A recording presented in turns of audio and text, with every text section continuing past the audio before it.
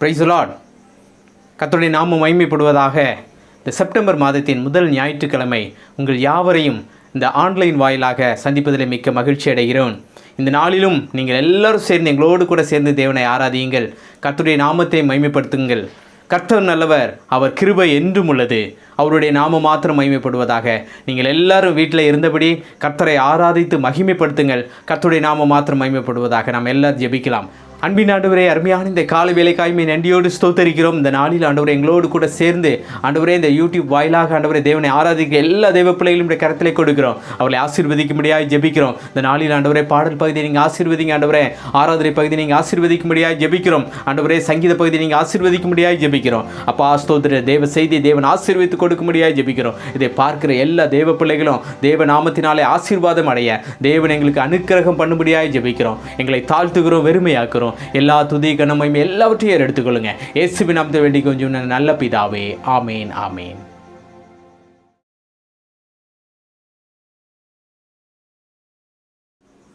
நம்ம எல்லாரும் சேர்ந்து நம்முடைய பாடல் புத்தகத்தில் என் இயேசு ராஜா ஸ்தோத்திரம் ஸ்தோத்திரமே என்ற பாடலை நம் கைகளை தட்டி உற்சாகமாய் பாடுவோம். கர்த்தருடைய நாமத்தை மகிமைப்படுத்துவோம். என் இயேசு ராஜா ஸ்தோத்திரம், என் இயேசு ராஜா ஸ்தோத்திரம், ஸ்தோத்திரமே ஸ்தோத்திரமே உயிருள்ள நாள் எல்லாமே. ஐயா ஸ்தோத்திரமே ஸ்தோத்திரமே உயிருள்ள நாள் எல்லாமே. இரக்கம் உள்ளவரே, மனதுருக்கம் உடையவரே, இரக்கம் உள்ளவரே, மனதுருக்கம் உடையவரே, நீடிய சாந்தம் பொறுமை அன்பு நிறைந்து வாழ்பவரே, நீடிய சாந்தம் பொறுமை அன்பு நிறைந்து வாழ்பவரே, என் இயேசு ராஜா ஸ்தோத்திரம், என் இயேசு ராஜா ஸ்தோத்திரம், ஸ்தோத்திரமே ஸ்தோத்திரமே உயிருள்ள நாள் எல்லாமே. ஐயா ஸ்தோத்திரமே ஸ்தோத்திரமே உயிருள்ள நாள் எல்லாமே. துதிகன மகிமையெல்லாம் உமக்கே செலுத்துகிறோம். சொல்லுவோம். துதிகன மகிமையெல்லாம் ஐயா உமக்கே செலுத்துகிறோம். மகிழுடன் ஸ்தோத்திர பலிதனை செலுத்தி ஆராதனை செய்கிறோம்.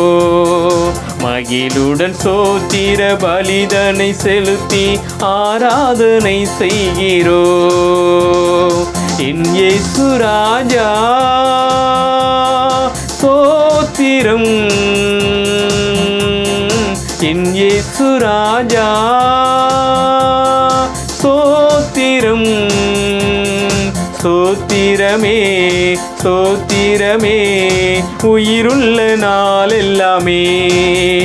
ஐயா ஸ்தோத்திரமே ஸ்தோத்திரமே உயிருள்ள நாள் எல்லாமே. கூப்பிடும் யாவருக்கும் மிக அருகில் இருப்பவரே, கூப்பிடும் யாவருக்கும் மிக அருகில் இருப்பவரே, உண்மையாய் கூப்பிடும் குரல் தன்னை கேட்டு விடுதலை தருபவரே, உண்மையாய் கூப்பிடும் குரல் தன்னை கேட்டு விடுதலை தருபவரே, என் இயேசு ராஜா ஸ்தோத்திரம், என் இயேசு ராஜா ஸ்தோத்திரம், ஸ்தோத்திரமே ஸ்தோத்திரமே உயிருள்ள நாள் எல்லாமே. ஐயா ஸ்தோத்திரமே ஸ்தோத்திரமே, உயிருள்ள நாள் எல்லாமே. உலக தோற்ற முதல் நீர் எனக்காய் அடிக்கப்பட்டே. உலக தோற்ற முதல் நீர் எனக்காய் அடிக்கப்பட்டே. துரோகியாய் வாழ்ந்த என்னையும் மீட்டு புது வாழ்வு தந்து விட்டே. துரோகியாய் வாழ்ந்த என்னையும் மீட்டு புது வாழ்வு தந்து விட்டே. என் இயேசு ராஜா ஸ்தோத்திரம். என் இயேசு ராஜா ஸ்தோத்திரம். ஸ்தோத்திரமே ஸ்தோத்திரமே, உயிருள்ள நாள் எல்லாமே. ஐயா ஸ்தோத்திரமே ஸ்தோத்திரமே, உயிருள்ள நாள் எல்லாமே. ஹல்லேலூயா ஹல்லேலூயா ஹல்லேலூயா. நாம் எல்லாரும் சேர்ந்து உன்னை அதிசயம் காண செய்வேன், நீ அற்புதம் கண்டிடுவாய் என்ற பாடலை எல்லாரும் கைகளை தட்டி உற்சாகமாய் பாடி தேவநாமத்தை மேம்படுத்துவோம். உன்னை அதிசயம் காண செய்வேன், நீ அற்புதம் கண்டிடுவாய். உன்னை அதிசயம் காண செய்வேன், நீ அற்புதம் கண்டிடுவாய். வழி திறக்கும் அதிசயம் நடந்திடுமே. செங்கடலும் பிளந்தே வழி விடுமே. சொல்லலாம், வழி திறக்கும் அதிசயம் நடந்திடுமே. செங்கடலும் பிளந்தே வழி விடுமே. தடைகள் எல்லாம் தகர்ந்தே போகுமே. இடர்கள் எல்லாம் இன்றே மறைந்திடுமே. தடைகள் எல்லாம் தகர்ந்தே போகுமே. இடர்கள் எல்லாம் இன்றே மறைந்திடுமே. உன்னை அதிசயம் காண செய்வே, நீ அற்புதம் கண்டிடுவாய். உன்னை அதிசயம் காண செய்வே, நீ அற்புதம் கண்டிடுவாய். குறைகளெல்லாம் நிறைவாகும் அதிசயமே. இறை மகனாம் இயேசுவால் நடந்திடுமே. குறைகளெல்லாம் நிறைவாகும் அதிசயமே. இறை மகனாம் இயேசுவால் நடந்திடுமே. வாதையெல்லாம் மறைந்தே போகுமே. பாதையெல்லாம் நெய்யாய் பொழிந்திடுதே. வாதையெல்லாம் மறைந்தே போகுமே. பாதையெல்லாம் நெய்யாய் பொழிந்திடுமே. உன்னை அதிசயம் காண செய்வே, நீ அற்புதம் கண்டிடுவாய். உன்னை அதிசயம் காண செய்வே, நீ அற்புதம் கண்டிடுவாய். குறைகள் எல்லாம் தேவன் நிறைவாக்குவார். ஒருவேளை இந்த காலை பொழுதிலே குறைகளோடு இந்த இடத்துல நீங்கள் இருப்பீர்களானால் அந்த குறைகள் எல்லாம் தேவன் நிறைவாக்க வல்லமையுள்ள தேவனாயிருக்கிறார். வழி நடத்தும் அதிசயம் செய்கிற தேவனை நினைத்து எல்லாரும் கைகளை தட்டி உற்சாகமாய் பாடுவோம். வழி நடத்தும் அதிசயம் நடந்திடுமே. காரிருளில் பேரொளி வீசிடுமே. வழி நடத்தும் அதிசயம் நடந்திடுமே. காரிருளில் பேரொளி வீசிடுமே. வனாந்திரமே வழியாய் வந்தாலும் வல்லவரின் கரமே நடத்திடுமே. வனாந்திரமே வழியே வந்தாலும் வல்லவரின் கரமே நடத்திடுமே. ஒருவேளை வனாந்தரமான பாதையாய் இந்த மாதம் கடந்து போகும்போ என்று ஏங்கிக் கொண்டிருப்பீர்களானால் வல்லவரின் கரம் நம்மை நடத்த வல்லமை உள்ள தேவனாயிருக்கிறார். அதை நினைத்து எல்லாரும் வல்லமை உள்ள தேவன் பெரிய காரியங்களை, மகிமையான காரியங்களை நமக்கு செய்ய வல்லமை உள்ள தேவனாயிருக்கிறார். எல்லாரும் சேர்ந்து உற்சாகமாய் உன்னை அதிசயம் காண செய்வே, நீ அற்புதம் கண்டிடுவாய்.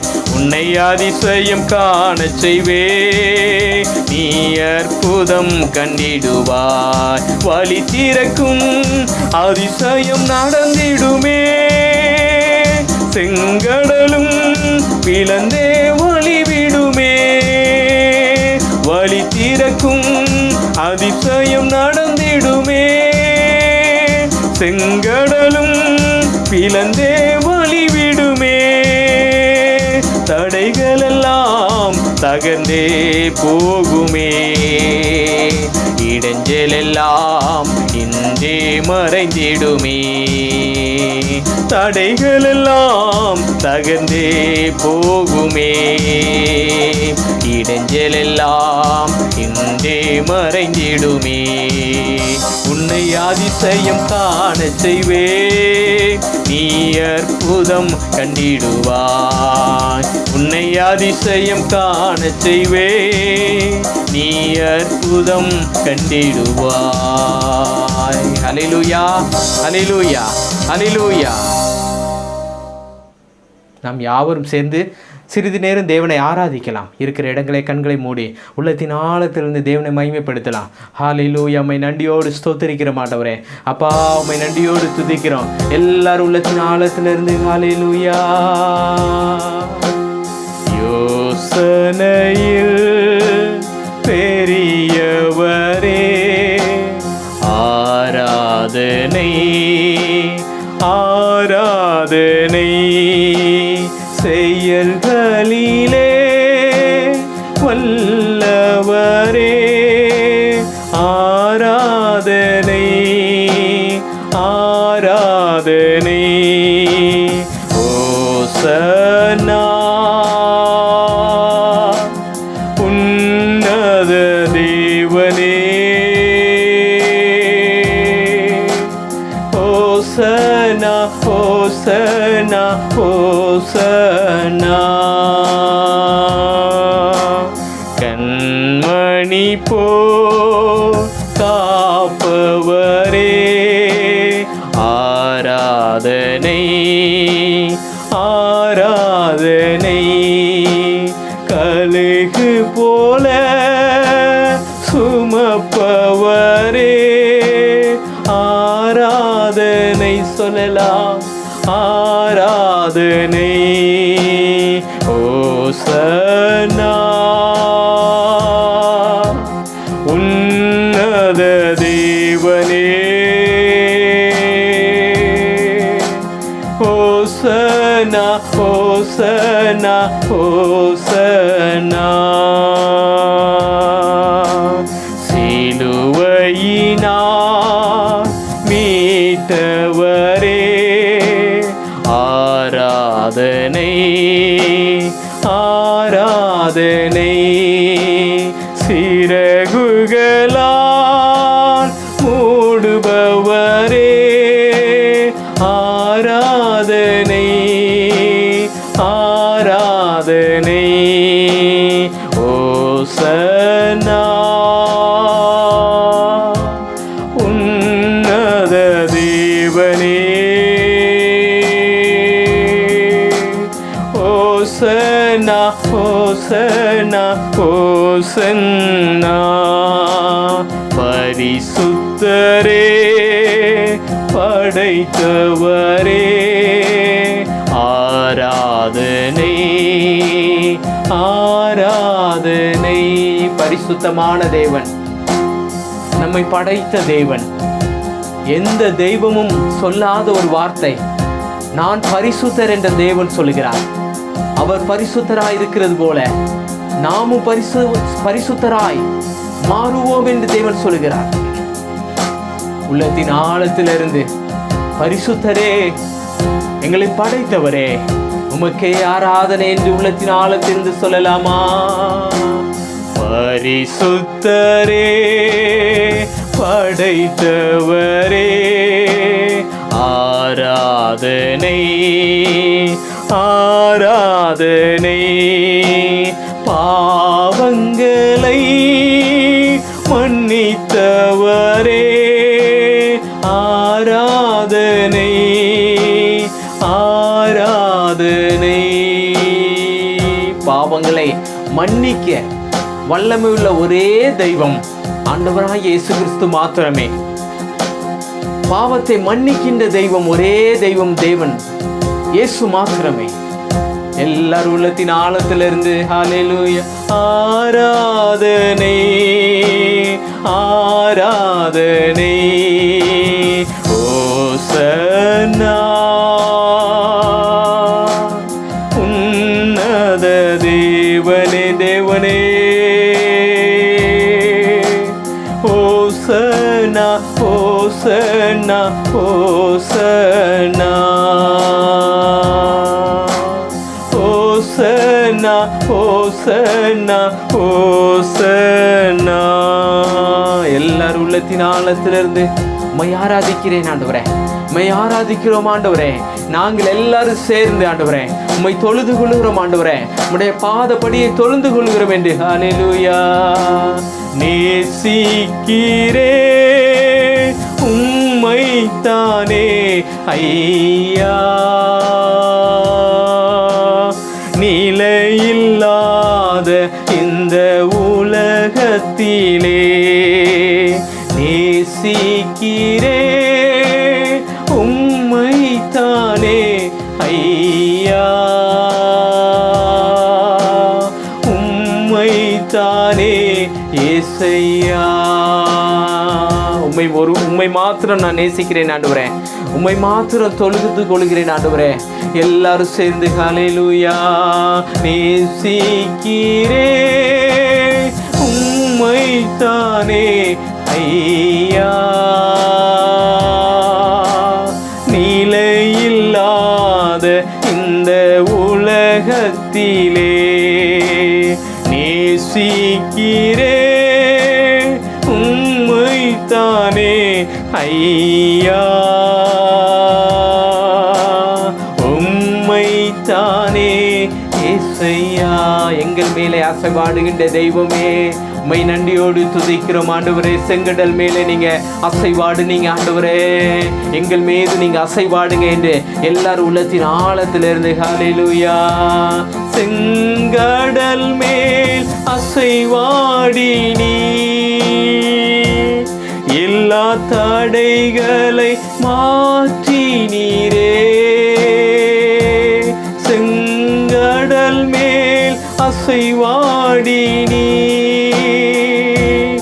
எல்லா தடைகளை மாற்றி நீரே. எங்கள் தடைகள் மேல் அசைவாடுமே. எல்லாரும் சொல்லுவோம். எங்கள் தடைகள் மேல் அசைவாடுமே. அசைவாடும் தெய்வமே,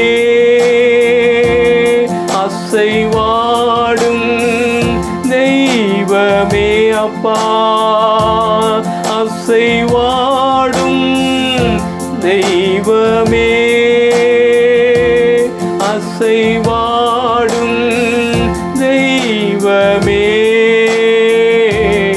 எங்கள் மேலே அசைவாடுமே,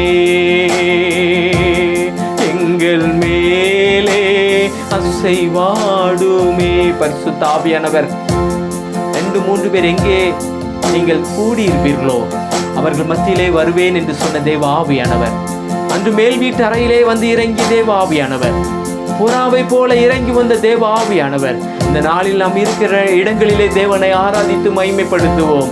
ஹல்லேலூயா. எங்கள் மேலே நீங்க இறங்குங்க ஆண்டவரே.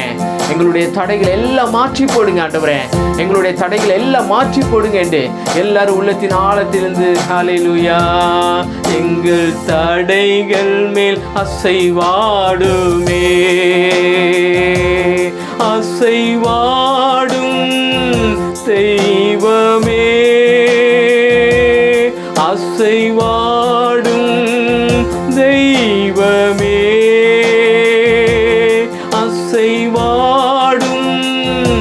தெய்வமே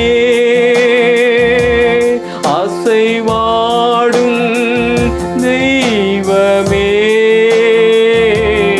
எங்கள் மேலே அசைவாடுமே அப்பா, எங்கள் மேலே அசைவாடுமே, எங்கள் மேலே அசைவாடுமே. எல்லாரும் மேலும் தேவ ஆவியானவர் இறங்கி அசைவாடும்படியாய் இந்த காலை வேளையிலே தேவ பிரசன்னம் அவங்களை நிறைக்கும்படியாய் எந்த இடத்துல இருக்கிறார்களோ அவர்களை அபிஷேகித்து வழி நடத்துங்க ஆண்டவரே. அவர்களை அனலுள்ள தேவ ஊழியக்காரர்களாய் மாற்றுங்க ஆண்டவரே, அனலுள்ள தேவ பிள்ளைகளாய் மாற்றுங்க ஆண்டவரே. அப்பா, எங்கள் மேலே அசைவாடுமே, எங்கள் மேலே அசைவாடுமே, எங்கள் மேலே, எங்கள் மேலே அசைவாடுமே. கேட்கிற எவனும் பெற்றுக்கொள்கிறான். இந்த நேரத்தில் நீங்கள் கேட்டு பெற்றுக்கொள்ளத்தக்கதாய், ஹல்லேலூயா, பரிசுத்த ஆவியானவரை நீங்கள் எல்லாரும் கேட்டு பெற்றுக்கொள்ளத்தக்கதாய் தேவ ஆவியானவர் நமக்கு அனுக்கிரகம் செய்வாராக, தேவன் நமக்கு உதவி செய்வாராக. எல்லாரும் நம் உள்ளத்தின் ஆழத்திலிருந்து தேவனை மகிமைப்படுத்தி இந்த காலை வேளையில தேவனை கைகளை தட்டி தேவனுக்கு ஆராதனை செய்து எல்லா பிள்ளைகளும் தேவனுக்கு மகிமை செலுத்துவோம். ஹல்லேலூயா.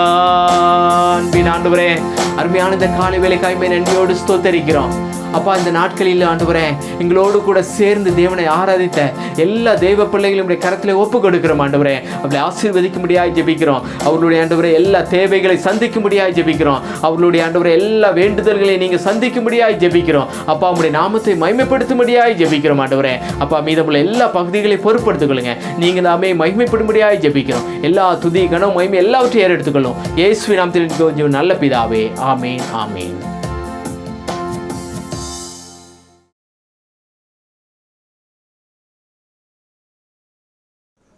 சங்கீதம் 44:14-26 வரை. நாங்கள் ஜாதிகளுக்குள்ளே பழமொழியாக இருக்கவும் ஜனங்கள் எங்களை குறித்து தலை துலுக்கவும் செய்கிறீர். நிந்தித்து தூசிக்கிறவனுடைய சத்தத்தின் நிமித்தமும் சத்துருவின் நிமித்தமும் பழி வாங்குகிறவன் நிமித்தமும் என் லட்சை நித்தம் எனக்கு முன்பாக இருக்கிறது. என் முகத்தின் வெட்கம் என்னை மூடுகிறது. இவையெல்லாம் எங்கள் மேல் வந்திருந்தும் உம்மை நாங்கள் மறக்கவும் இல்லை, உம்முடைய உடன்படிக்கைக்கு துரோகம் பண்ணவும் இல்லை. நீர் எங்களை வலுசற்பங்களுக்குள்ளே இடத்திலே நொறுக்கி மரள எண்ணினாலே எங்களை மூடியிருந்தும் எங்கள் இருதயம் பின்வாங்கவும் இல்லை, எங்கள் காலடி உம்முடைய பாதையை விட்டு விலகவும் இல்லை. நாங்கள் எங்கள் தேவனுடைய நாமத்தை மறந்து அந்நிய தேவனை நோக்கி கையெடுத்திருந்தோமானால் தேவன் அதை ஆராய்ந்து விசாரியாதிருப்பாரோ? இருதயத்தின் அந்தரங்களை அவர் அறிந்திருக்கிறாரே. உமது நிமித்தம் எந்நேரமும் கொல்லப்படுகிறோம், அடிக்கப்படும் ஆடுகளைப் போல எண்ணப்படுகிறோம். ஆண்டவரே, விழித்துக்கொள்ளும். ஏன் நித்திரை பண்ணுகிறீர்? எழுந்தருளும், எங்களை என்றென்றைக்கும் தள்ளிவிடாதிரும். ஏன் உம்முடைய முகத்தை மறைத்து எங்கள் சிறுமையையும் எங்கள் நெருக்கத்தையும் மறைந்து விடுகிறீர்? எங்கள் ஆத்துமா புழுதி மட்டும் தாழ்ந்திருக்கிறது, எங்கள் வயிறு தரையோடு ஒட்டியிருக்கிறது. எங்களுக்கு ஒத்தாசாக எழுந்தருளும், உம்முடைய கிருபை நிமித்தம் எங்களை மீட்டுவிடும். ஆமேன். நாம் ஜெபிக்கலாம். அன்பின் பரலோக பிதாவே, நல்ல காலை வேலை தந்தக்க நன்றி ஆண்டவரே. இந்த நல்ல காலை வேலையிலையும் இணை வழியாக எங்கள் எல்லாத்தையும் உங்கள் சமுதிர கூடி செய்த கிருபைக்காக நன்றி ஆண்டவரே. இந்த சங்கீத பகுதியை ஆசீர்வதிங்க ஆண்டவரே, அதுக்காக நன்றி ஆண்டவரே. இன்னும் வரப்போகும் எல்லா பகுதியும் உங்கள் காலத்தில் ஒப்படைக்கலாம் ஆண்டவரே. நீங்களே பொறுப்படுத்திக் கொள்ளுங்க, ஆசீர்வதிங்க, எல்லாத்தையும் பாதுகாத்துக் கொள்ளுங்க. இயேசுவின் நாமத்தில் பிதாவே, ஆமீன்.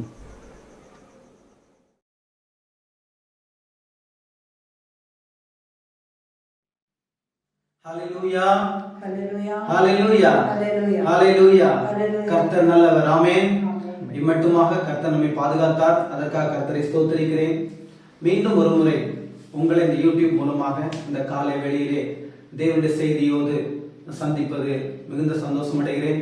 கர்த்தர் தாமே இந்த நாளிலே உங்களை அபரிதமாய் ஆசீர்வதிப்பாராக. நம்முடைய ஆண்டவர் நல்லவர், உங்களை ஒருபொழுதும் கைவிட மாட்டார். பயப்படாமல் தெரியாமல் இருங்கள். உங்க வாழ்க்கையில் எது நடந்து கொண்டிருக்கிறதோ அவை எல்லாவற்றிற்கும் பின்னாக ஆண்டவர் ஒரு பெரிய நல்ல திட்டத்தை வைத்திருக்கிறார். வேதம் சொல்லுகிறது, அன்றியும் அவருடைய தீர்மானத்தின்படி அழைக்கப்பட்டவர்களாய் அவரிடத்தில் அன்பு கூறுவர்களுக்கு சகலமும் நன்மைக்கு நடந்து கொண்டிருக்கிறது. உங்க வாழ்க்கையில இப்ப எதெல்லாம் நீங்க கடந்து போய் கொண்டிருக்கிறீர்களோ அவை எல்லாவற்றுக்கும் பின்பாக தேவன் ஒரு நன்மையான முடிவை அவர் கொண்டு வருவார். நிச்சயமாகவே முடிவுண்டு உங்கள் நம்பிக்கை ஒருபொழுதும் வீண் போகாது. கர்த்தர் தாமே இந்த நாளை ஆசீர்வதிப்பாராக.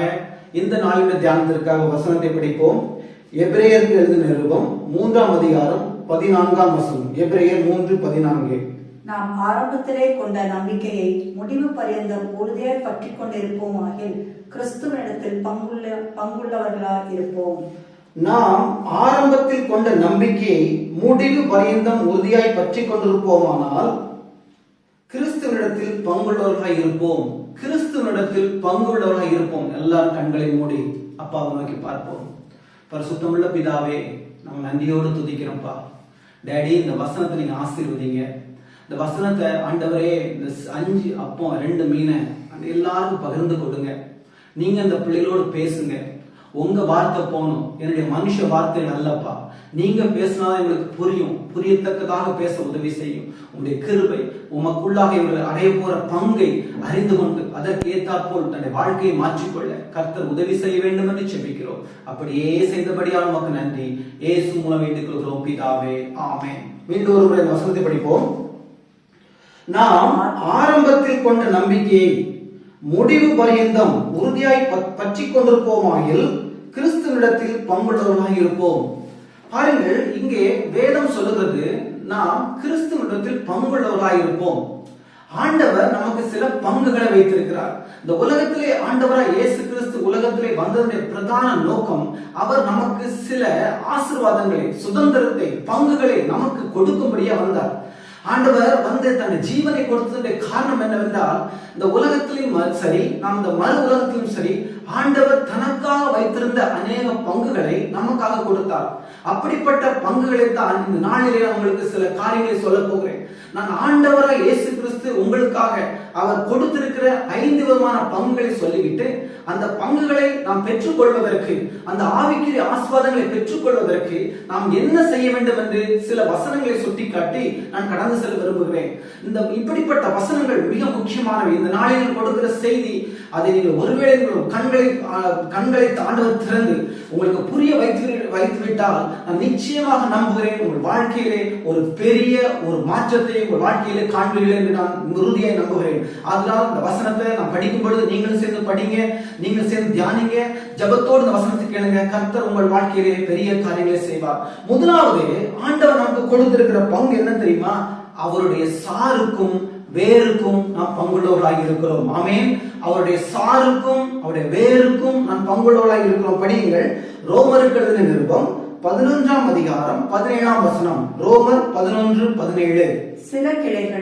சில கிளைகள் முறித்து போடப்பட்டிருக்க காட்டொளி மரமாகிய நீ அவைகள் இருந்த இடத்தில் ஒட்ட வைக்கப்பட்டு ஒலிவ மரத்தின் வேருக்கும் சாரத்துக்கும் உடன் பங்காளியா இருந்தாயானால். இங்க பாருங்க, ஆண்டவர் சொல்றாரு, நீ ஒரு இதுக்கு பின்னால் வசனங்கள்லாம் படிச்சு பாருங்க. நம்மை குறித்து அவர் சொல்லும் பொழுது நாம் ஒரு காட்டொலிவு மரம் என்று சொல்லுகிறார். நல்ல பழங்களை கொடுக்கிற மரங்கள் அல்ல, ஆனா ஆண்டவர் ஒரு நல்ல ஒலிவ மரம். அந்த ஒலிவ மரத்திலே அந்த கிளைகள் இருந்தது. அந்த கிளைகள் இஸ்ரவேல் ஜனங்கள். அவர்கள் கீழ்ப்படியாமல் ஆண்டவரை ஏற்றுக்கொள்ளாமல் விசுவாசம் இருந்தபடினால் ஆண்டவர் இங்கே சொல்லுகிறார், காட்டொலிவ மரமாகிய நீ அதிலே ஒட்டப்பட்டிருக்க. ஆண்டவர் என்ன பண்ணா தெரியுமா? நம்ம எல்லாம் காஞ்சி கிடந்தோம், கீழே விழுந்து கிடந்தோம், அப்படியே தூக்குனாரு. தூக்கி அப்படியே அவருடைய நல்ல ஒலிவ மரத்துல ஒட்டி வச்சாரு. அந்த ஒட்டி வைக்கும் பொழுது என்ன நடக்கும் தெரியுமா? நீங்க கேள்விப்பட்டிருப்பீங்க, ஒட்டு மரம் கேள்விப்பட்டிருப்பீங்க, ஒட்டு மாங்கான்னு கேள்விப்பட்டிருப்பீங்க. நிறைய என்ன பண்ணுவாங்க தெரியுமா? ஒரு புளிப்புள்ள மாங்காய் இருக்கும், ஆனா ஒரு நல்ல மரம் இருக்கும். என்ன பண்ணுவாங்க தெரியுமா? அந்த புளிப்புள்ள மரத்தை அப்படியே எடுத்து சாய்ச்சி அதை கொஞ்சம் வெட்டி அது அந்த நல்ல மரத்தோட சேர்த்த உடனே என்ன ஆகும்னா, இந்த நல்ல மரத்துடைய கனிகள், நல்ல மரத்துடைய எல்லா விதமான சாறுகள் எல்லாமே போய் அது நன்றாக, அது நல்ல அழகான நல்ல கனிகளை கொடுக்கும். அதே தான் நம்முடைய ஆண்டவராகிய இயேசு கிறிஸ்து உங்களுக்கும் எனக்கும் பண்ணியிருக்கிறார். ஆமென். இது ஒரு பெரிய ஆவிக்குரிய ஆசீர்வாதம். அவருடைய சாரத்துக்கும் அவருடைய அந்த எல்லா விதமான கேரக்டருக்கும் நாம என்ன பண்றோம்? அந்த வசனத்தை படிக்க, அந்த வார்த்தை மட்டும் படிங்க. அவருடைய சாரத்துக்கும் ஒலிவ மரத்தின் வேருக்கும் அவருடைய வேருக்கும் சாரத்துக்கும் அந்த சாரத்துக்கும் நாம் உடன் பங்காளியா இருக்கிறோம். இதுதான் நீங்க சொல்றேன். உங்களுக்கு என்ன உடன் பங்காளி என்றால் உங்களுக்கும் ஆண்டவருடைய சாரத்துக்கும் பங்கு இருந்தாங்க. இதை ஏன் சொல்றேன் அப்படின்னா, உங்களுக்கு ஒருவேளை உங்க வாழ்க்கையில ஒரு செழிப்பு இல்ல, ஒரு வாழ்க்கையில ஒரு விடுதலை இல்ல, உங்க வாழ்க்கையில ஒரு பாவத்துல ஒரு விடுதலை இல்ல, எனக்கு கோபம் வருது பிரதர், என்னுடைய வாழ்க்கையில கேரக்டர் மாற மாட்டாங்க, என் சுவாபம் மாற மாட்டாங்க அப்படி நீங்க எத்தனையோ முயற்சிகளை பண்ணிருக்கலாம். இந்த நான் உங்களுக்கு ஒரு ரகசியத்தை சொல்றேன். நீங்க இன்னைக்கு போய் ஆண்டவர்கிட்ட சொல்லுங்க, ஆண்டவரே அப்பா நான் உங்களோட ஒட்ட வச்சிருக்கப்பட்டிருக்கேன், நீங்க ஒலிவ மரம், அந்த ஒலிவ மரத்துக்குள்ள சார் அப்படியே போய் என் கிளைக்குள்ள வரட்டும், வந்துச்சுன்னா உங்களை போல நான் மன்னிப்பேன், உங்களை போல நான் நேசிப்பேன், உங்களை போல எங்களை புறமப்பட மாட்டேன், உங்களை பாரு அன்பு செய்வேன். இப்படிப்பட்ட எல்லா காரியங்களும் உங்கள் வாழ்க்கையில் ஆட்டோமேட்டிக் நடக்கும். ஒருவேளை நீங்க பாவத்துல போராடி கொண்டிருக்கிறீர்கள், உங்களுக்கு ரகசியத்தை சொல்றேன், எப்பெல்லாம் உங்களுக்கு பாவ போராட்டம் வருகிறதோ, எப்பொழுதெல்லாம் உங்களுக்கு மன்னிக்க முடியலையோ, எப்பொழுதுதான் உங்களுக்கு உண்மையா இருக்க முடியலையோ, எப்பொழுது இச்சை மேற்கொள்கிறதோ, அந்த சமயத்துல நீங்க ஆண்டவர்கிட்ட சொல்ல வேண்டியது என்ன தெரியுமா? ஏன் தெரியுமா என்ன சொல்ல தெரியுமா? ஆண்டவரே உங்களுடைய சாறு, உங்களுடைய அந்த எல்லாம் நான் உடன் பங்காளி ஆண்டவரே, உன்னுடைய வேர்ல இருந்து அப்படியே எனக்கு பாயட்டும். எப்படி ஒரு ஒட்டப்பட்ட ஒரு மாங்கா மரம், புளிப்புள்ள மரம் நல்ல மரத்தோடு ஒட்டப்படும் பொழுது அது எப்படி நல்ல கனிகளை கொடுக்கிறதோ, அதே போல நீங்கள் கனிகளை கொடுப்பீர்கள். அதனால்தான் யோவான் எழுதிய சுவிசேஷம் 15:5 ஆண்டவர் சொல்றார், என்னில் நிலைத்திருங்கள், என்னை நிலைத்திருந்தால் மிகுந்த கனிகளை கொடுப்பீர்கள். நான் செடி, நீங்கள் கொடி. அந்த ஆண்டவர் செடி, ஆண்டவர் தான் ஒரே மரம். நம்ம சுயமுயற்சி ஒண்ணுமே பண்ண முடியாது. நீங்க சுயமுயற்சியில மன்னிக்க முடியாது, சுயமுயற்சியில நீங்க எதையும் பண்ண முடியாது. நீங்க உங்களுக்கு ஒரே ஒண்ணு தேவை, அவரோடு ஒட்டப்பட்டு இருக்க வேண்டும். நீங்க ஒட்டப்பட்டு இருக்கிறபடினால நீங்க விசுவாசம் சொல்லணும், ஆண்டவரே என்னுடைய பங்கு சோதனை வரணும் சொல்லணும், ஆண்டவரே மன்னிக்க முடியாது உடனே சொல்லணும், ஆண்டவரே உங்க மன்னிக்கிற சால் உள்ளே வருவதாக, இச்சை வருதா மேற்கொள்ள ஆண்டவரே உங்களுடைய அந்த நல்ல சுவாபம் உள்ளே வருவதாக, மன்னிக்கணுமா இல்ல பொறாமை வருதா ஆண்டவரே உங்க சுவாபம் வருவதாக சொல்லி பாருங்கள். உங்கள் வாழ்க்கையிலே ஆண்டவருடைய சாரத்துக்கு நீங்கள் பங்குள்ள இருப்பீர்கள். அவருடைய கோணம் உங்களுக்குள்ள பாயும். அதுக்கப்புறம் பாருங்க, அந்த யோவான் 10 சொல்லப்பட்டது போல நீங்கள் மிகுந்த கனிகளை கொடுப்பீர்கள். ஆமென். இதுதான் ஆண்டவர் முதலாவது உங்க வாழ்க்கையில செய்த மிகப்பெரிய, அவர் கொடுத்த மிகப்பெரிய பங்கு, அவருடைய கேரக்டரையே உங்களோட சேர்த்து வச்சுட்டார். ஆமென். ஆமென். ஹல்லேலூயா. இரண்டாவது ஆண்டவர் நமக்கு செய்த கொடுத்த பங்கு என்ன தெரியுமா? அவர் நமக்கு வாக்குத்தத்தத்திலே பங்கு கொடுத்திருக்கிறார். இந்த பழைய ஏற்பாட்டிலும் புதிய ஏற்பாட்டு அநேக வாக்குத்தத்தங்கள் ஆண்டவர் கொடுத்திருக்கிறார். அநேக வாக்குத்தத்தங்கள், எல்லா வாக்குத்தத்தங்களையும் யாரு கொடுத்தார் தெரியுமா? அவர் இஸ்ரவேல் ஜனங்களுக்கு கொடுத்தார். ஆனா நம்ம எப்போ ஆண்டவருக்குள்ள வந்தோமோ அவர் நமக்கு ஒரு பங்கு கொடுத்தார். அதுல நீ பங்காளி அப்படின்னு சொல்றாரு. படிங்க ஒரு வசனத்தை, எபேசியர் 3:3 அது என்னவெனில் புறஜாதிகள் சுவிசேஷத்தினாலே உடன் சுதந்திரமாய், பாருங்க, புறஜாதிகளை நாம் சுவிசேஷ உடன் சுதந்திரமாய், ஒரே சரீரத்துக்குள்ளானவர்கள், ஒரே சரீரத்தை மாத்தி கிறிஸ்துவுக்குள் அவர் பண்ணின வாக்குத்தத்தத்துக்கு உடன் பங்காளியமாய் இருக்கிறார் என்கிற இந்த ரகசியத்தை அவர் எனக்கு வெளிப்படுத்தி அறிவித்தார். அங்கே பவுல் புறஜாதிகள் மத்தியில் பிரசங்கம் பண்றான். நான் எப்படி பிரசங்கம் பண்றோம் அதெல்லாம் பிரசங்கம் பண்ணி கொண்டிருக்கிறான். நம்ம எல்லாம் புறஜாதிகள். அப்போ சொல்லும் பொழுது சொல்றான், உங்களுக்கு ஒரு ரகசியம் தெரியுமா? நீங்க எல்லாரும் இவ்வளவு நினைச்சுட்டு இருந்தீங்க, கட்டளைகள் வெறும் இஸ்ரவேல் மக்களுக்கு தான், வாக்குத்தத்தங்கள் அவர்களுக்கு தான் ஆண்டவர் சொந்த ஜனங்கள் எல்லாம் கொடுத்திருக்காருமே. ஆனா உங்களுக்கு ரகசியத்தை சொல்றேன், நீங்க கிறிஸ்துவுக்குள் வந்தபடியினால், நீங்க கிறிஸ்துவுக்குள் இருக்கிறபடினால், அவர் உங்களை கிறிஸ்துவுக்குள் ஆக்கினபடினால், கிறிஸ்துவுக்குள் அவர் பண்ணின வாக்குத்தத்தத்துக்கு நீங்கள் உடன் பங்காளிகளாக இருக்கிற இந்த ரகசியத்தை அவர் உங்களுக்கு சொல்லிக் கொடுத்தார். அதான் அவர் ரகசியம். என்ன ரகசியம் உங்களுக்கு சொல்லிக் கொடுக்க நான் உங்களுக்கு சொல்லிக் கொடுக்கிறேன். சகோதர சகோதரிகளே, ஆண்டவர் நமக்கு நிறைய வாக்குத்தத்தம் கொடுத்திருக்கிறாரு. அதுக்கு நீங்க சொந்தக்காரங்க, நீங்க உடன் பங்காளி, அதுக்கு வாரிசா, அதுக்கு சுதந்திரவாளி. அதனால என்ன சொல்றேன்னா, வாக்குத்தத்தத்துக்காக நம்ம ஓடக்கூடாது. வாக்குத்தத்த ஆராதனை வாக்குத்தத்தத்துக்காக ஓடக்கூடாது. ஆண்டவர் இங்க ஒரு வாக்குத்தத்தம் கொடுப்பாரா, அங்க தீர்க்கதரிசனம் சொல்லுவாரா, இங்க ஒரு எனக்கு வாக்குத்தத்தம் கிடைக்குமா, ஏதோ ஒரு பைபிளை திறந்த வாக்குத்தத்தம் கிடைக்குமா, திரும்புற ஒரு கேலண்டர்ல ஒரு வாக்குத்தத்தம் கிடைக்குமா, என் பர்த்டேக்கு என்ன போட்டிருக்கு, 1ஆம் தேதி வாக்குத்தத்தம், மாசம் 1ஆம் தேதி வாக்குத்தத்தம், இதெல்லாம் ஆண்டோடைய பிள்ளைகள் கேட்கக்கூடாது. ஏன்னா அவருடைய வாக்குத்தத்தங்கள் எல்லாம் அவருக்குள் ஆம் என்றும் ஆமேன் என்றுமே இருக்கிறது. ஆமேன். பழைய காலத்துல முந்தி நாம கிறிஸ்துவ அற்றவர்கள். படிங்க எபேசியர்ல ஒரு வாசம் படிக்க வேண்டாம், எபேசியர் 2:12 சொல்லப்பட்டிருக்கிறது, நாம் அவருடைய காணியாட்சிக்கு புறம்பானவர்கள், வாக்குத்தத்தத்துக்கு உடன்படிக்கைக்கு தூரமானவர்கள். ஆனா இயேசு என்ன பண்ணார்னா, அவர் எல்லாவற்றையும் உடைச்சி ரத்தத்தினாலே சமீபமாக்கினார். ஆமென். ஆண்டவர் செய்த பெரியது என்ன தெரியுமா? வாக்குத்தத்தம். எதெல்லாம் உங்க வாழ்க்கையில வாக்கு எழுதப்பட்டிருக்கிறதோ அதெல்லாம் உங்களுக்கு உரியது. அதான் எப்பவுமே சொல்வேன், இந்த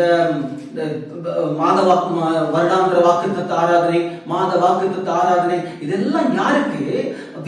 வளராத விசுவாசிகளுக்கு, புது விசுவாசிகளுக்கு. நாம வளர்ந்தவங்களுக்கு, சர்ச்சைக்கு வந்து 10-15 வருஷம் வந்தவங்க கூட வாக்குத்தத்த ஆண்டு கொடுக்க மாட்டாரா, இப்படி எங்க கிடைச்சிடாதா, அங்க கிடைச்சிடாதா, அங்க கிடைச்சு ஓடுறாங்க. வாக்குத்தத்த அட்டையை தேடிட்டு இருக்காங்க. ஒன்றுமே கிடையாது. உங்க வாழ்க்கையில எந்த பிரச்சனை வந்தாலும் நீங்க உடனே அந்த பிரச்சனை கேட்டு ஒரு வாக்குத்தத்தை எடுங்க.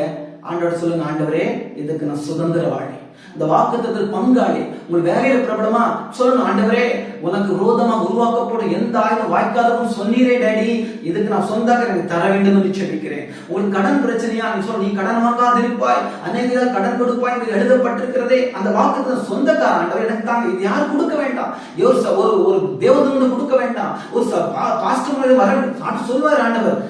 சர்ச்சைக்கு போன ஆண்டவர் பேசுகிறார், நிச்சயம் பேசுகிறார். அது ரேமா வார்த்தை வரும், அப்போ உங்களுக்கு உயிர்ப்பிக்கப்படும். ஆனா அதையே நாம் தேடி தேடி தேடி போய் கொண்டிருக்க கூடாதுன்னு நம்மளுக்கு சொல்லிக் கொடுக்கிறேன். நீங்க வளர வேண்டும்.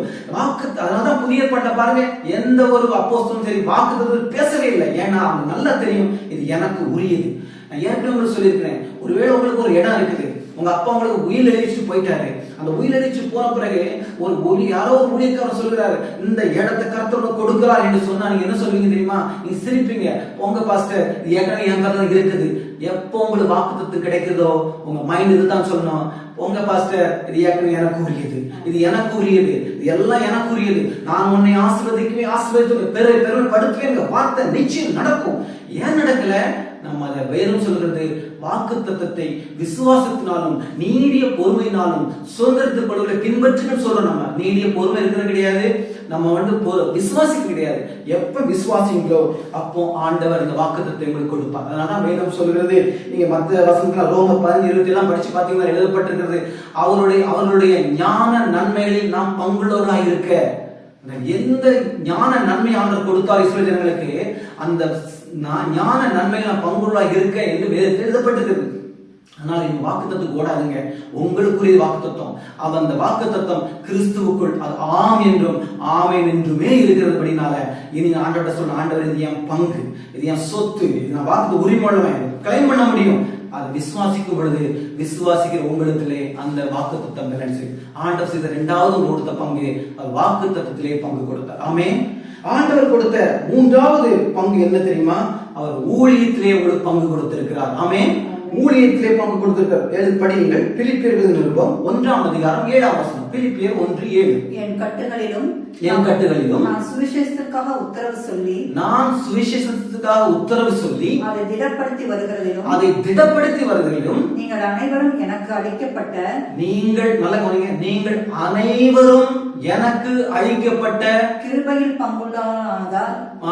கிருபையில் பங்குள்ளவர்களானதால் என்ன சொல்றா? சபையை பார்த்து சொல்றாரு ஊழியக்காரர், எனக்கு கிருபை கொடுக்கப்பட்டிருக்கிறது. என்ன கிருபை? தேவனுடைய வார்த்தை பிரசங்கிக்கணும், ஊழியத்தை செய்யணும். ஆனா அவங்க எல்லாருக்கும் பங்கு கொடுத்துட்டு ஆண்டவர். ஆமென். உங்க வாழ்க்கையில என்ன சொல்ற ஆண்டவர் சொன்னா, ஒவ்வொருவருக்கும் ஒரு ஊழியத்திலே பங்கு கொடுத்திருக்கார். உங்க ஊழியக்காரர்கள் ஒரே உங்களுக்கு பிரசங்கம் பண்ணலாம், ஊழியக்காரர் உங்களுக்கு சுவிசேஷத்தை பிரசங்கிக்கலாம், ஊழியம் பண்ணலாம். ஆனா சபையில் அவர்கள் எல்லா விசுவாசிகளுக்கும் தேவன் ஒரு ஊழிய எல்லையை வைத்திருக்கிறார். அதை நீங்க கண்டுபிடிக்கணும். ஜெபிக்கிற ஊழியமா இருக்கலாம், சுவிசேஷ ஊழியமா இருக்கலாம், உதவிக்கார ஊழியமா இருக்கலாம், ஒருவரை உற்சாகப்படுத்துற ஊழியமா இருக்கலாம், ஒரு ஹவுஸ் விசிட்டிங்கா இருக்கலாம், இல்ல பண உதவி ஊழியமா இருக்கலாம், ஜெப ஊழியமா இருக்கலாம். ஆனா இது எல்லாருக்கும் உங்களுக்கு கர்த்தர் ஒரு பங்கை வைத்திருக்கிறார். அந்த பங்கு என்ன பண்ணும்? நீங்க அப்போ எனக்கு இந்த ஊழியத்தில், சித்தாபுத ஊழியத்துல என்னுடைய பங்கு என்ன, நான் ஒவ்வொரு என்ன செய்ய வேண்டும் என்று தேவன்கிட்ட நீங்க கேட்டு அந்த ஒரு பங்கை பண்ணுங்க. எல்லாரும் சேர்ந்து பண்ணும் பொழுது சபை வளர்ந்து அது பெரிய மரமாக வளர்ந்து அநேகரும் தங்கு இடமாய் மாறிவிடும். ஆமென். ஆண்டவர் அதுதான் சொல்ற, உடன் ஊழியக்காரர், உடன் பங்குதாரர், சுதந்திரவாளி. அதனால்தான் வேதம் சொல்றது, நீங்கள் உடன் வேலையாளர். நாம் யார் தெரியுமா? தேவனுடைய உடன் வேலையாட்கள் என்று இன்னொரு இடத்துல எழுதப்பட்டிருக்கிறது. நாம் தேவனுடைய உடன் வேலையாட்கள். அவர் நமக்கு ஒரு பங்கை கொடுத்திருக்கிறார். ஆண்டவர் கொடுத்த 3வது பங்கு என்னன்னா, உங்களுக்கு அவர் ஊழியத்தை பங்கு கொடுத்திருக்கிறார். ஆதலால் நீங்கள் ஊழியத்தை செய்யுங்கள், பயப்படாமல் செய்யுங்கள், தைரியமா செய்யுங்கள். 4வதாக அவர் நமக்கு கொடுத்த பங்கு என்ன தெரியுமா? அவர் நமக்கு பரலோகத்திலே பங்கு கொடுத்திருக்கிறார். ஆமென். பரம அழைப்புக்கு பங்கு கொடுத்திருக்கிறார். ஆமென். படியுங்கள் எபிரேயர்கள் நிருபம் 3ஆம் அதிகாரம் 1ஆம் வசனம். எபிரேயர் 3:1.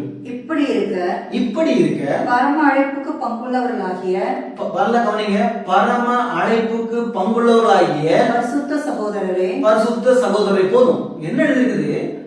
பரம அழைப்புக்கு பங்குள்ளவர்களாகிய பரிசுத்த சகோதரரே. உங்களை பார்த்து அதான் சொல்றேன். பரம அழைப்புக்கு பங்குள்ளவர்களாகிய சித்தாபுத விசுவாசிகளே, ஆண்டவர் சொல்றாரு நம்ம இயேசுவை கவனித்து பார்க்கணும். இயேசுவை கவனித்து பார்க்கணும். ஏன்? ஏன்னா அவரை போல பரிசுத்தமா வாழணும். உங்களை ஆண்டவர் கொடுத்த ரெண்டாவது அடுத்த பங்கு என்ன தெரியுமா? அந்த பரலோகம் ஃபுல்லா யாருக்கு சொந்தம்? இயேசுவுக்கு சொந்தம். எல்லாம் இயேசுவுக்கு சொந்தம்.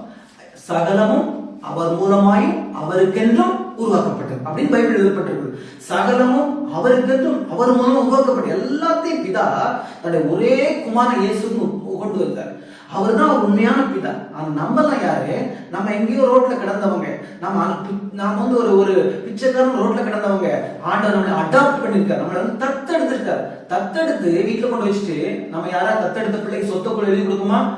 ஆண்டவர் நமக்கு எல்லாவற்றையும் கொடுத்தார். அதுதான் இயேசு செய்த பெரிய காரியம். இயேசு எவ்வளவு நல்லவர்னா நீங்க பாருங்க, அவர் எதெல்லாம் அவருக்குன்னு இருந்துச்சோ அதெல்லாம் கொடுத்தாரு. அவருடைய கேரக்டர் முதல்ல கொடுத்தாரு, ரெண்டாவது கொடுத்தாரு, அவருடைய வாக்கு தத்துவத்தை கொடுத்தாரு, அப்புறம் அவர் ஊழியத்தை கொடுத்தாரு. இப்ப நாலாவது சொல்றாரு, நான் என்னுடைய பிதா எனக்குன்னு பண்ணாருன்னு உலகம் ஃபுல்லா அந்த பங்கையே அவங்களுக்கு கொடுக்குறேன் நான் சொல்றாரு. பரலோகத்துல பங்கு, அதான் வேதம் சொல்லி அதான் நம்ம துதிக்கணும். ஆண்டவர் ஆண்டவர் எவ்வளவு நல்லவர். இன்னொரு வசனத்தை படிங்க, நீங்க வந்து படிக்கும் போது 1 பேதுரு 5:1. உங்களிலுள்ள மூப்பருக்கு உடன் மூப்பனும் கிறிஸ்துவின் பாடுகளுக்கு சாட்சியும் இனி வெளிப்படும் மகிமைக்கு இனி வெளிப்படும் மகிமைக்கு பங்காளியுமாயிருக்கிற பேதுரு சொல்றான். அப்ப என்ன பாருங்க, எல்லாரும் அந்த பங்காளி.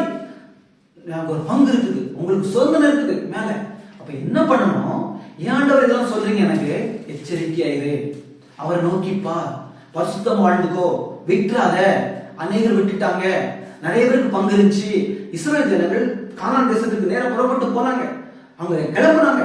ஆனா அவர் கொடுக்கப்பட்ட பங்கை அவர்கள் முறுமுறுத்தபடினால், அவிசுவாசமா செய்தபடினால், வேசித்தனம் பண்ணினபடினால், அவர்கள் திரும்ப திரும்ப ஆண்டவர் பரீட்சை பார்த்தபடினால் அவர்கள் அந்த பங்கை அனுபவிக்க முடியாமல் இழந்து போனார்கள்.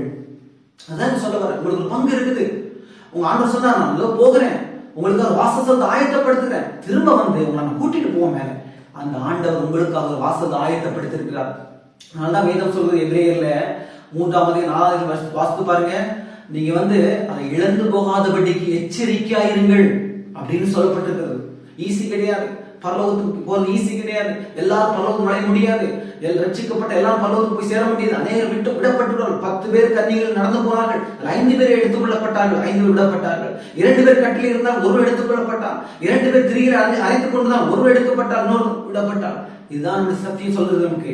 இஸ்ரவேலே கடலத்த மணலத்தினையா இருந்தாலும் மீதியான மாத்து ரட்சிக்கப்படுவார் வேதம் சொல்கிறது. எச்சரிக்கையா இருங்க, இதான் வேதம் சொல்கிறது. அதனால இன்னொரு வசனத்துல அண்ணன் சொல்கிறாரு, படிங்க. வெளிப்படுத்தல் 1:9. உங்கள் சகோதரனும் இயேசு கிறிஸ்து நிமித்தம் வருகிற உபத்திரவத்திற்கும் அவருடைய ராஜ்யத்திற்கும் அவருடைய பொறுமைக்கும் உங்கள் உடன் பங்காளியுமா இருக்கிற, அவருடைய ராஜ்யத்துக்கும் பொறுமைக்கும் உடன் பங்காளியுமா இருக்கிற. பாருங்க, பேதுரு சொன்னா, பவுல் சொன்னா, இவன் சொல்றான், எல்லாரும் சொல்றாங்க. அதுதான் நான் உங்களுக்கு சொல்றேன், நீங்கள் உடன் பங்காளி. உங்களுக்கு ஒரு பெரிய பரணம் வைக்கப்பட்டிருக்கிறது. இந்த உலகத்துல கொஞ்ச நாள் தான், அங்க கோடி கோடி கோடி கோடி வருஷம். இங்க உள்ள கண்ணீர் இருக்காது, அங்க கவலை இருக்காது. இழந்து போயிடாதீர்கள். ஆண்டவருக்கு பரிசுத்தமா வாழுங்க. உங்களுக்கு ஆண்டவர் என்ன கொடுத்திருக்கிறாரோ அதுல உண்மையா இருங்க, பொய் சொல்லாம இருங்க, ஏமாத்தாதுங்க. உண்மை உத்தவமாய் கர்த்தருடைய வழியில் நடந்து கொண்டே போங்க. காரணம் மேடான ஆண்டவர் பின்பற்றி போய்கொண்டே இருங்க. அப்படி போகும் பொழுது நிச்சயமா நான் சொல்றேன், ஆண்டவர் வாழ்க்கையில் அவர் எதை செய்ய நினைத்தாரோ அதை செய்து முடிக்கும் வரை அவர் உங்களை விட்டு விலகுவதும் இல்லை, உங்களை கைவிடுவதும் இல்லை. மறந்து போயிடாதுங்க. ஆனா உங்களை அழைத்து போற எப்படியாவது அந்த கரை கொண்டு போன முடிவு பண்றாரு, ட்ரை பண்றாரு. இஸ்ரவேல் ஜனங்கள் எல்லாம் ட்ரை பண்ணிட்டே இருந்தாரு. வந்துருவாங்க, பொறுத்துக்கொள்ளும். கிட்டத்தட்ட 10 முறை அவர் பரிசு பார்த்தா, ஆண்டவரே ஃபெட்டப் ஆகி, இனி இவர்களை நான் போட மாட்டேன், இனி இவர்கள் இளைப்பாறில் பிரவேசிப்பது என்று அதோட கோபத்தில் ஆணையிட்டு விட்டார். உங்க வாழ்க்கையில நீங்க யோசித்து பாருங்க, பரலோகத்துக்கு ஒரு பங்கு இருக்குது. அது ஒரு பெரிய இடம். அங்க பசி கிடையாது, அங்க தாகம் கிடையாது, அங்க ஒண்ணும் கிடையாது. சிங்கமும் ஆடும் சேர்ந்து படுத்து கிடக்கும். அப்படிப்பட்ட ஒரு நல்ல எருசலேமுடைய வாழ்க்கையை ஆண்டவர் உங்களுக்கு வைத்திருக்கிறார். ஆதலால் உங்க வாழ்க்கையை சுத்திகரியுங்கள், பரிசுத்தப்படுத்துங்க. வேதம் சொல்றது நிறைய அந்த லிஸ்ட்லாம் பாருங்க, விபச்சாரம், வேசித்தனம், இது விக்கிர எல்லாம் செய்கிறவர்கள் பரலோக ராஜ்யத்திலே தேவ ராஜ்யம் சுதந்திரிக்க மாட்டார்கள் என்று நான் முன்பு சொன்னது போல மீண்டும் உங்களுக்கு சொல்கிறேன் என்று பவுல் எச்சரித்து எழுதுகிறார். எச்சரிக்கை இருங்க, விட்டு விடாதீர்கள். 4வது பங்கு, ஆண்டவர்களுக்கு மிகப்பெரிய பரலோக பங்கையை தன்னுடைய சொத்து, தன்னுடைய இடம், தனக்காக உண்டாக்கப்பட்டதை யாராவது கொடுப்பான். நம்ம பிள்ளைகளே ஒரு நடா பண்ணி கொண்டு வர்றோம், தன் பிள்ளை தன் பிள்ளைகளுக்கு வாங்கி கொடுத்த அநேக பொருளை அதை கொடுக்க மாட்டாங்க. ஆனா இயேசு அவ்வளவு நல்லவர், தன்னுடைய மகிமையே கொடுத்தார், தன்னுடைய சொத்தையே கொடுத்தார், தன்னுடைய இடத்தையே கொடுத்தார், நமக்காக ஆயத்தம் பண்ணுகிறார். அவர் அவ்வளவு நல்லவர், அவர் விட்டு விடாதீர்கள். கடைசியாக ஆண்டவர் நமக்கு கொடுத்த பங்கு என்ன தெரியுமா? அவருடைய பாடுகளுக்கு நாம் பங்காளி. ஆமென். எல்லாம் நல்லதுதான். ஆண்டவர் வாக்குத்தத்தம் கொடுத்தீங்க, ரொம்ப சூப்பர். வேருக்கும் சாருக்கும் பங்கு ரொம்ப நல்லது ஆண்டவரே. ஊழியம் கொடுத்தீங்க, ஜாலி ஆண்டவரே.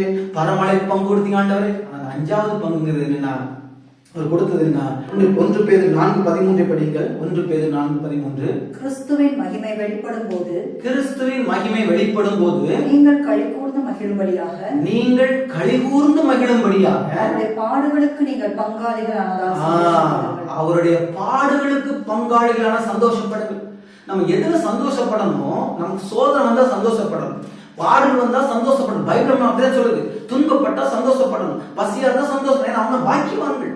எனக்கு சொல்லப்பட்டிருக்கு, நீங்க அவருடைய மகிமையில வெளிப்படும் பொழுது அவருடைய மகிழ்ந்து கழிவுற போறதுனால, அவருடைய பாடுகளுக்கு நாம் பங்காளிகளா இருப்பதனால நீங்க என்ன பண்ணணுமா?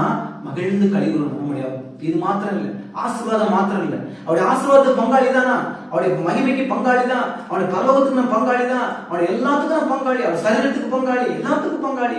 ஆனா அவருடைய பாடுகளுக்கும் பங்காளி. ஏன்னா அங்க போய் மகிழ்ந்து இருக்கும்படி கர்த்தர் பாடுகளை வைத்திருக்கிறார். ஏன்னா பாடுகள் இல்லாமல் பரலோகம் இல்லை, பாடுகள் இல்லாமல் பரவசம் இல்லை, பாடுகள் இல்லாமல் ஒருத்தர் உயர முடியாது. அதனால்தான் வேதம் சொல்கிறது, அவரோடு கூட நாம் பாடுகள் சகித்தோமானால் அவரோடு கூட நாம் ஆளுகையும் செய்வோம். அதனால பாடுகள் வரும் பொழுது நீங்க கலங்கிறாருங்க. இன்னைக்கு நீங்க விடுற ஒவ்வொரு கண்ணீர் துளிகளும் ஒரு நாள் பரலோகத்தை போகும்போது அது மகிழ்ச்சியின் துளிகளா மாறும். அன்னைக்கு ஆண்டவங்க கண்ணீர்லாம் துடைப்பாரு.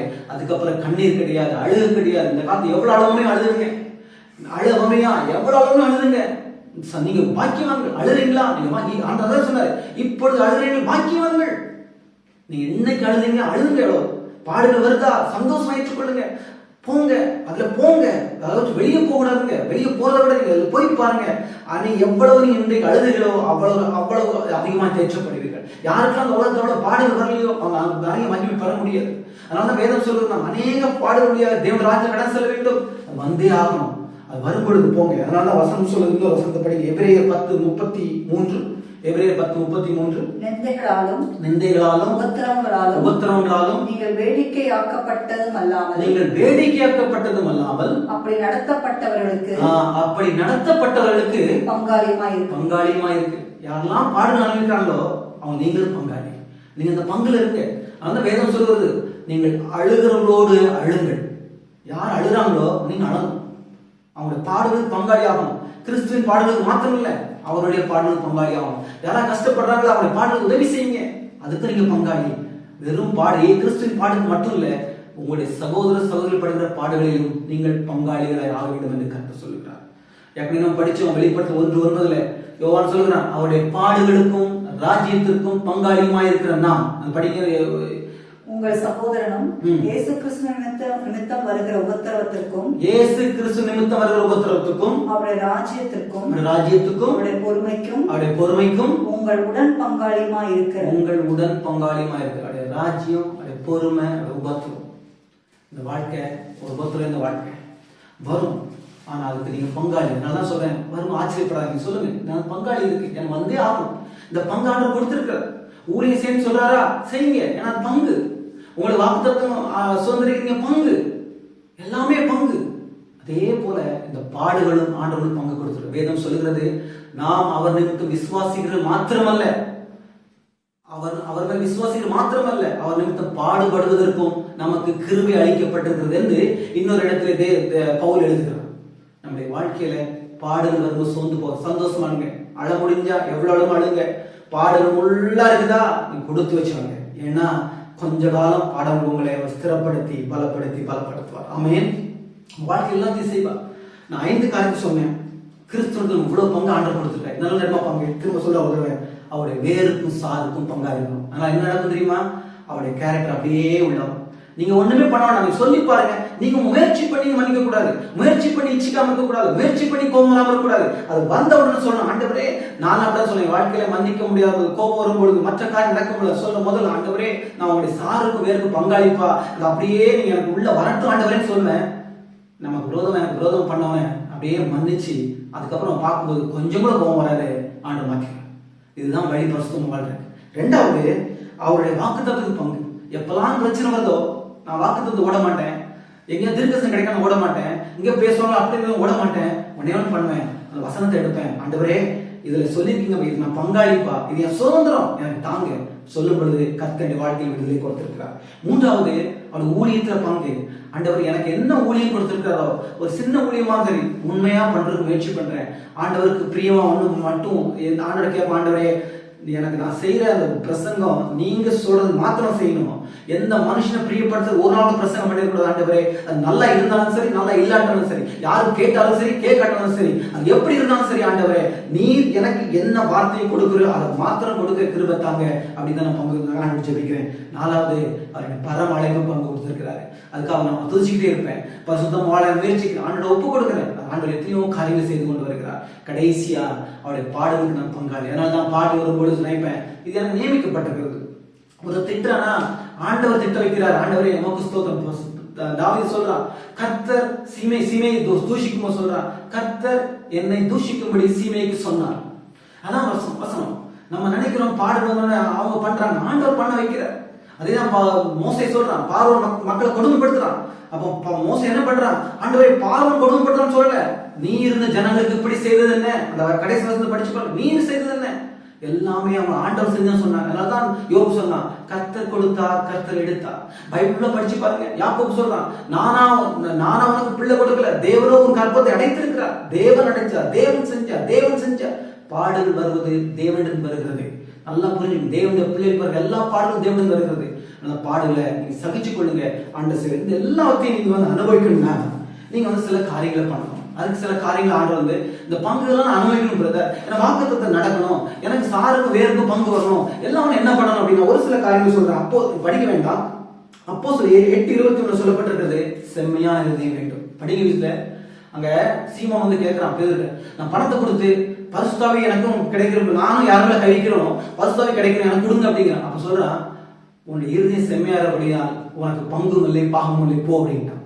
நம்முடைய வாழ்க்கையில ஆண்டவர்கிட்ட நன்மையில நம்ம கிரியில நம்ம வாங்கணும்னு நினைச்சோம்னா நமக்கு ஆண்டவர் கிடைக்காது, கிருபையில தான் கிடைக்கும். ஆண்டவர் கிருபையை கேளுங்க. 2வது 1 கொரிந்தியர் 9:13 எழுதப்பட்டிருக்கிறது, பலிபீடத்தில் பணி செய்கிறவர்கள் பலிபீடத்தில் உள்ளவர்கள் பங்குள்ளவர்களாக இருக்கிறார்கள். நீங்க ஆண்டவர் ஊழியம் பண்ணி பாருங்க, அந்த பலிபீடத்தில் எல்லா ஆசிரம வாழ்க்கையில் நடக்கும். 3வது சொல்லப்பட்டிருக்கிறது, நாம் பொறுமையோடு இருந்தா, நாம் ஆரம்பத்தில் கொண்ட நம்பியை கடைசி பெற்று வைத்திருந்தோம்னா அவருடைய பங்கு நமக்கு கிடைக்கும் சொல்லுது. அடுத்தால எபேசியர் 5ஆம் அதிகாரம் 5, 6, 7 வசனங்கள் வீட்டில் படித்து பாருங்கள். விபச்சாரங்களோடு கலந்திருக்காதுங்கள், அவர்களுக்கு பங்காளி ஆகாதிருங்கள் 7ஆம் வசனம் எழுதப்பட்டிருக்குது. நீங்க அவர்களுக்கு பங்காகும் போது உங்க வாழ்க்கையில அந்த ஆசீர்வாதம் வராது. அதனால அந்த மாதிரி ஆட்களோடு சேரக்கூடாது. வேதம் எச்சரிக்கிறது. 1 கொரிந்தியர் 5ஆம் அதிகாரத்தில் கூட பவுல் சொல்கிறான், விபச்சாரக்காரோட கலந்திருக்க கூடாது உங்களுக்கு சொல்லியிருக்கிறான். அப்படி நீங்க கலந்துருந்தீங்கன்னா ஆண்டோட பங்கு உங்களுக்கு கிடைக்காது. லாஸ்டா யோவான் 13:8 ஆண்டவர் சொல்றாரு, பேதுரு காலை கழுவுறாரு. பேதுரு சொல்றான், என் காலை நீங்க கழுவக்கூடாது ஆண்டவரே. அப்ப ஆண்டவர் சொன்னாரு, நான் உன் காலை கழுவுறேன்னா உனக்கு என்னிடத்தில் உனக்கு எந்த பங்கும் இல்லைன்ற. அப்ப அவன் சொல்றான், என் தலையெல்லாம் கழுவுங்கிற. அப்படி என்ன அர்த்தம், நம்ம ஏற்கனவே ரட்சிக்கப்பட்டோம், நம்முடைய கால்கள் அப்போ கழுவப்பட்டு கொண்டே இருக்க வேண்டும், தேவனிடத்தில் பரிசுத்தமாய் கொண்டே இருக்க வேண்டும். நீங்க பரிசுத்தமாக தேவனுடைய பங்கு உங்கள் வாழ்க்கையில் வரும். ஆண்டவர் இப்படிப்பட்ட காரியங்களை செய்ய விரும்புகிறார். உங்க வாழ்க்கையில இந்த 5 பங்கும் அப்படியே அந்த ஆசீர்வாதம் வரத்தக்க கர்த்தர் விரும்புகிறார். எல்லாம் ஜெபிப்போமா? பரிசுத்தமுள்ள பிதாவே, நன்றியோடு துதிக்கிறோம் அப்பா. அந்த சாறு இந்த கேட்கிற பிள்ளையோட வாழ்க்கையில போகட்டாண்டவரே, யாரெல்லாம் தன்னுடைய கேரக்டர்ல மாற முடியல, கோபம் வருது, எனக்கு அது வருது, மன்னிக்க முடியல, இப்படிப்பட்ட சூழ்நிலை இருக்கிறாங்களோ, உங்களுடைய சாருக்கும் வேருக்கும் சம்பந்தம் அது நீங்க சேர்த்து ஒட்டிருக்கீங்களே, அந்த நல்லா அப்படியே அந்த செடியை வரட்டும், இந்த கொடியை வரட்டும்பா, இந்த கொடி நிறைய கனி தரட்டும் ஆண்டவரே. உதவி செய்யுங்க. வாக்கு தத்தங்களாம் கொடுத்திருக்கீங்க, அந்த பிள்ளைகள் எல்லாம் சுதந்திரிக்கத்தக்கதா அவருடைய கண்களை திறங்கப்பா, திறங்க ஆண்டவரே. ஊழியத்தில் நீங்க பங்கு கொடுத்திருக்கீங்க, ஊழியத்தை செய்யத்தக்கதா கிருபை கொடுங்கப்பா ஆண்டவரே. பாடுகளை பங்கு கொடுத்திருக்கீங்க அப்பா, அந்த பாடுகளை அனுபவிக்க பலன் கொடுக்க வேண்டும் என்று சொல்லிக்கிறோம் அப்பா. பரலோகத்துக்கு நீங்கள் பங்கு கொடுத்திருக்கீங்க, அந்த பரலோகத்தை இழந்துடாதபடி பரிசுத்தமா வாழ உதவி செய்யுங்கப்பா. உங்க கரம் இருக்க வேண்டும் என்று நாங்கள் சொல்லிக்கிறோம் ஆண்டவரே. ஒண்ணும் பண்ண முடியாது, காத்து நடத்துங்க. எல்லாவற்றும் திருக்கரத்துல ஒப்பு கொடுக்கிறோம்.